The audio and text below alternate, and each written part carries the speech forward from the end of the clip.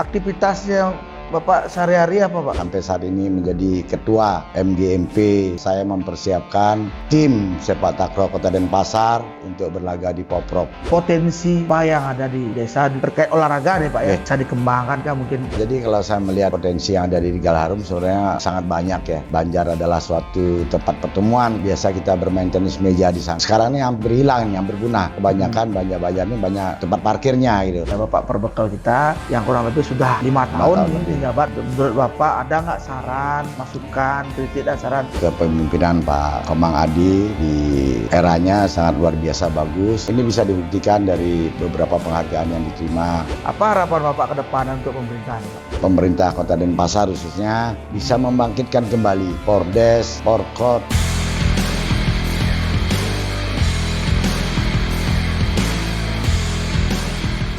Halo Sobat Genta, kembali lagi bersama saya Genta. Kita berjumpa lagi di acara podcast Genta yang luar biasa ini, yang mendatangkan tokoh-tokoh yang ada di Desa Tegalarum. Sebelum saya perkenalkan tokohnya, jangan lupa untuk like, subscribe, dan komen. Dan jangan lupa untuk dipencet tombol loncengnya demi kemajuan podcast kita. Hari ini saya sudah kedatangan tamu. Tamu ini sangat luar biasa di bidang olahraga. Dia sangat expert di bidang ini. Banyak mencetak atlet-atlet yang luar biasa. Salah satunya atlet-atlet bahkan sampai di tingkat nasional. Banyak beliau memberikan prestasi juga dan sangat aktif di Desa Tegalarum. Langsung saja kita sapa beliau. Selamat datang Pak. Selamat datang. Om Swastiastu. Om Swastiastu. Assalamualaikum warahmatullahi wabarakatuh. Selamat datang. Beliau merupakan salah satu tokoh olahraga yang aktif membantu kami di pemerintah Desa Tegalarum dalam bidang olahraga. Sebelumnya saya persilakan untuk Bapak memperkenalkan diri. Kan teman-teman nih banyak yang nggak tahu nih. Mungkin kenalan biar tahu bahwa di Desa Tegalarum punya orang atlet hebat nih ya. Waktu kami persilakan Pak.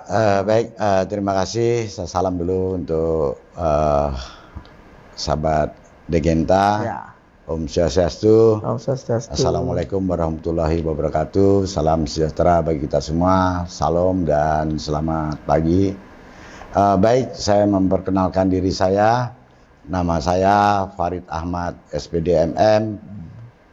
Saya bertempat tinggal di Jalan Gunung Lebah, Gang 4, Blok A nomor 1 di Banjar Sari Buana.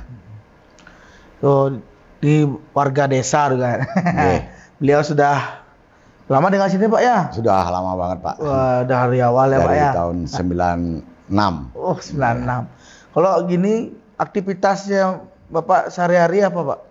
Baik, jadi saya kebetulan per Agustus ini sudah purna bakti dari bidang saya sebagai guru PJOK. Tetapi saya masih diberikan kepercayaan sebagai komite di sekolah. Kemudian saya juga masih sampai saat ini menjadi ketua MGMP se-Kota Denpasar di Mapel PJOK. Kemudian saya juga kebetulan menjadi ketua umum sepak takraw Denpasar. Kemudian saya juga aktif di Dinas Kebudayaan Provinsi Bali. Saya ditunjuk sebagai koordinator untuk menangani cabang olahraga tradisional. Jadi itulah kesibukan saya. Jadi sehingga yang paling dekat ini adalah saya mempersiapkan tim sepak takraw Kota Denpasar untuk berlaga di Poprov di tahun 2025 ini. Wih, luar biasa Pak ya. Walaupun Pak. sudah purna bakti Pak ya. Betul. Aktivitasnya tetap malah nambah ini. Nambah. Aktivitasnya cukup padat tadi teman-teman. Beliau ini memang betul-betul aktif di dunia olahraga Pak ya. Betul. Apalagi sekarang tadi saya dengar-dengar karena mempersiapkan cepat takraw menuju ke Poprov di mana Pak? Di Badung nanti. Badung, oke. Beliau merupakan salah satu istilahnya pembinanya, ya Pak ya, pembina dari atlet itu. Kita doakan biar lancar Pak ya, biar sesuai dengan harapan. Ya. Nah, sekali lagi teman-teman, mungkin banyak yang ingin bertanya sesuatu terkait dengan narasumber kita, bisa di kolom komentar disampaikan.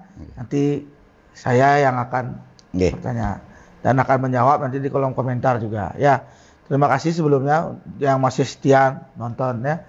Terus Bapak hari ini nggak sibuk kan? Ya. Kebetulan Bapak guru di mana Pak? Saya guru di SMP 2 Denpasar. SMP 2. Ya. Udah lama jadi guru di sana Pak? Saya jadi guru di sana sejak tahun 97. 97? Wah, kurang lebih 18 tahun, 28 tahun. 28 tahun ya. 28 tahun ya. 28 tahun. Wah, luar biasa. Beliau ini biasanya kalau di zaman ada Pordes, Porkot ya. Ini dah yang perancangnya semua, pengatur strategi. Artinya kalau mau menuju Porkot seperti ini ya Pak ya. Betul. Ya, beliau sudah memang betul-betul pengalaman. Oke Pak. Menurut Bapak nih Pak, ya kita kan ada di desa Tegal Harum nih kan. Istilahnya Indonesia kecil Pak. Ya, hidrogen berbagai macam suku adat budaya ada di sini. Kalau menurut pandangan Bapak sekian lama tinggal di sini Pak ya, potensi apa yang ada di desa terkait olahraga nih Pak ya? Potensi atlet apakah ada potensi olahraga yang bisa dikembangkan kan mungkin?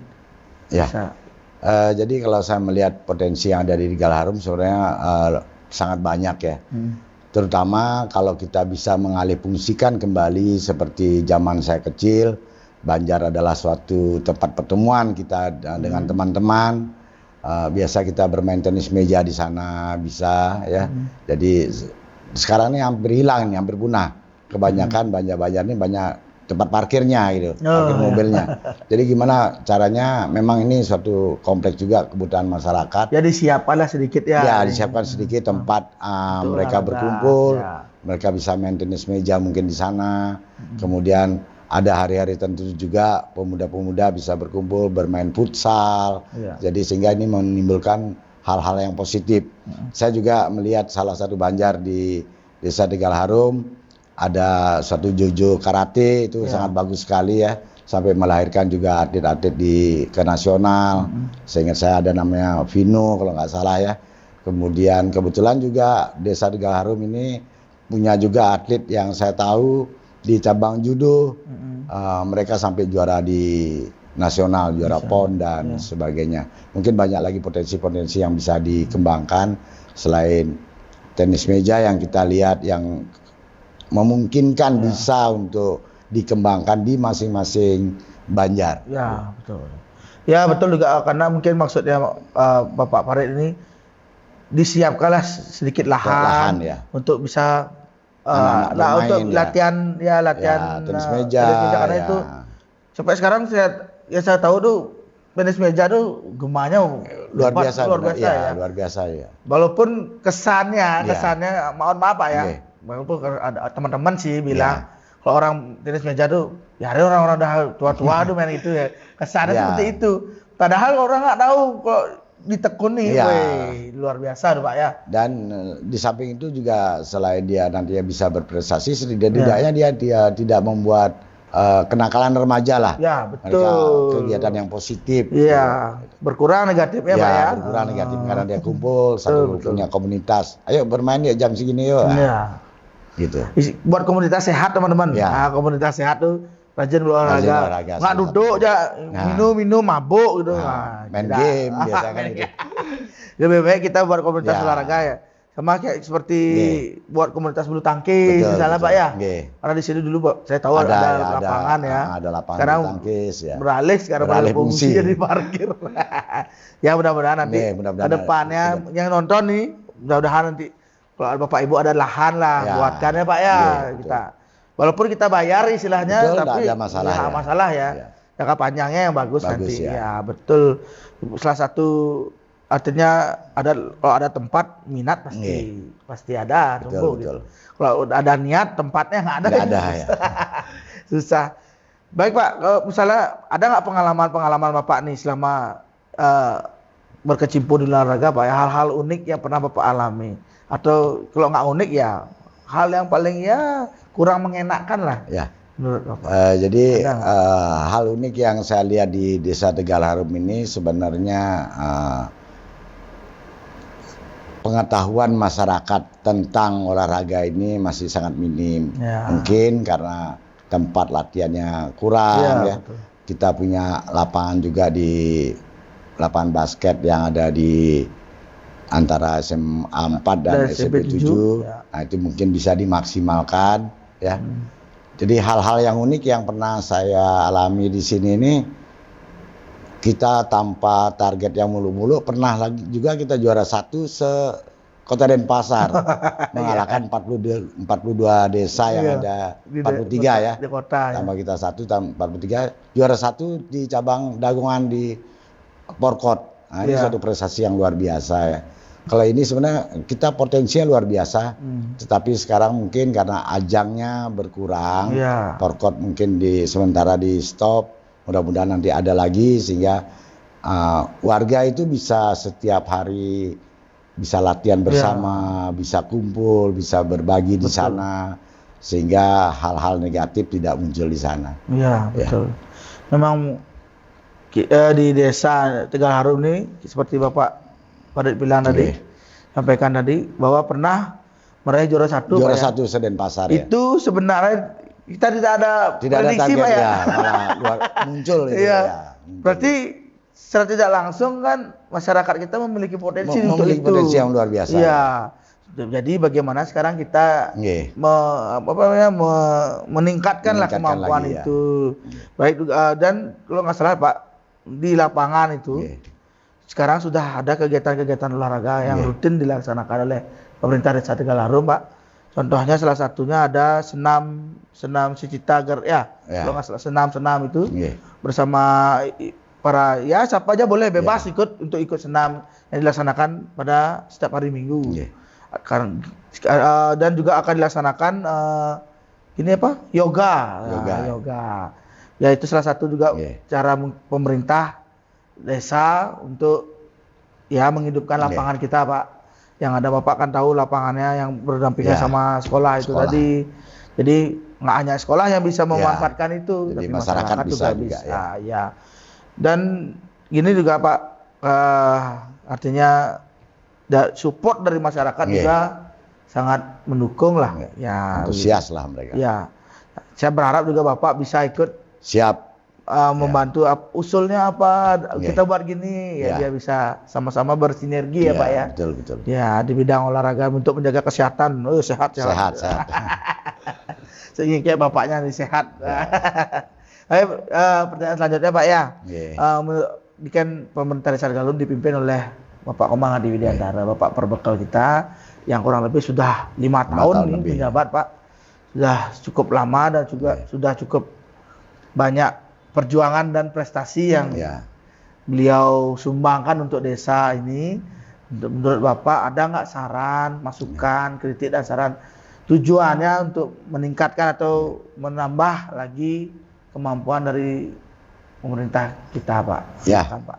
Dapat kami sampaikan bahwa kepemimpinan Pak Komang Adi di eranya sangat luar biasa sampai saat ini sangat luar biasa bagus. Ini bisa dibuktikan dari beberapa penghargaan yang diterima baik di Denpasar, di Bali maupun sampai di nasional. Ini tidak mudah diraih oleh desa-desa lain, tapi kita bisa meraih yang saya tahu bisa meraih desa anti korupsi, kemudian kerukunan antar umat beragama, kemudian ada lagi yang menjadi desa terbaik di regional 2. Ya, itu sangat luar biasa. Dan ini diraih tidak dengan mudah. Pastinya ada penilaian administrasi yang sangat ketat. Nah, ini semua bisa dilalui.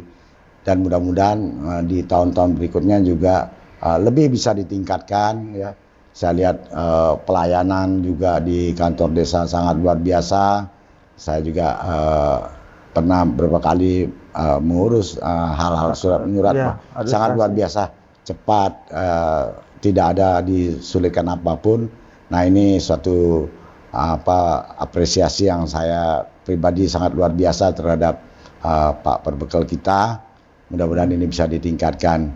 Kemudian saran saya satu, mungkin Pak Perbekal bisa menyampaikan kepada kepala-kepala dusun supaya adalah suatu instruksi. Saya yakin sih sudah, cuma ini dipertegas kembali.